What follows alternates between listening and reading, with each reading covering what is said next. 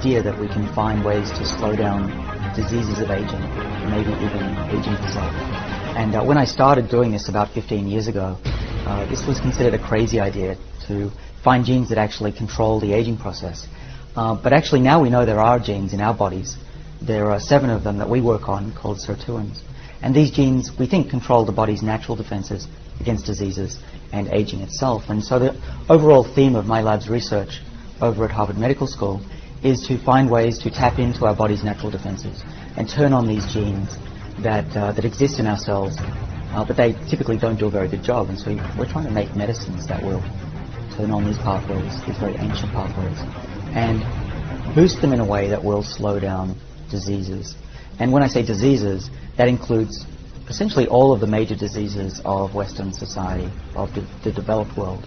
So there's cancer and heart disease, Alzheimer's, osteoporosis, heart disease.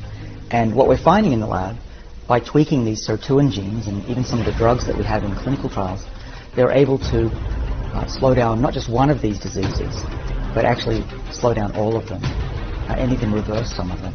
And so the future that I hope to see, if this research comes to bear, I really think that it'll happen in our lifetimes, is that a patient could go to their doctor and let's say they have high blood sugar, they have type 2 diabetes, and the doctor will say, well, we have this medicine. It's a breakthrough medicine, brand new on the market, and it'll bring down your blood sugar. And the patient says, that's great news. And the doctor says, well, I have to warn you, there are some side effects to this drug. Some of the side effects include to be protected against cancer and heart disease and Alzheimer's and osteoporosis, and by the way, your memory will improve. Now that sounds like science fiction, but actually we do this all the time in the lab with animals.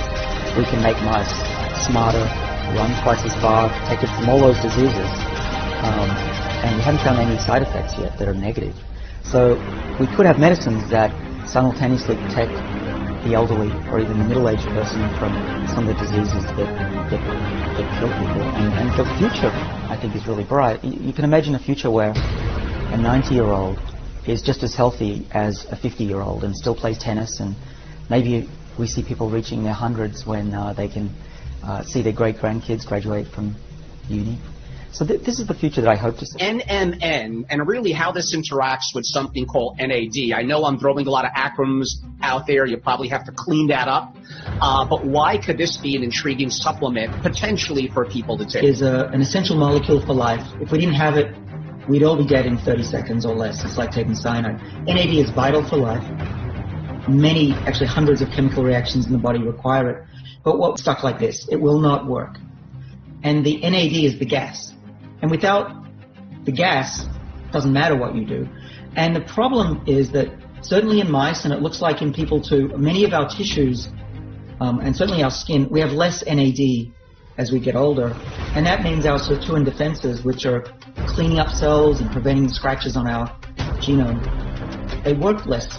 And particularly with COVID-19 patients, it's been shown in early work that they have very low NAD levels as well once they have the infection. In fact, the virus chews up the NAD. So what we're talking about is restoring the NAD levels back to a youthful level and allowing our bodies to defend themselves and heal the way we did when we were young.